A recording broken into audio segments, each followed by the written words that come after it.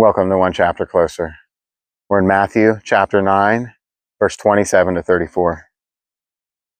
After Jesus left the girl's home, two blind men followed along behind him, shouting, "Son of David, have mercy on us." They went right into the house where he was staying, and Jesus asked them, "Do you believe that I can make you see?" "Yes, Lord," they told him, "we do." Then he touched their eyes and said, "Because of your faith, it will happen." Then their eyes were opened and they could see. Jesus sternly warned them, "Don't tell anyone about this." But instead they went out and spread his fame all over the region. When they left, a demon-possessed man who couldn't speak was brought to Jesus. So Jesus cast out the demon, and the man began to speak. The crowds were amazed. "Nothing like this has ever happened in Israel," they exclaimed. But the Pharisees said, "He can cast out demons because he is empowered by the prince of demons."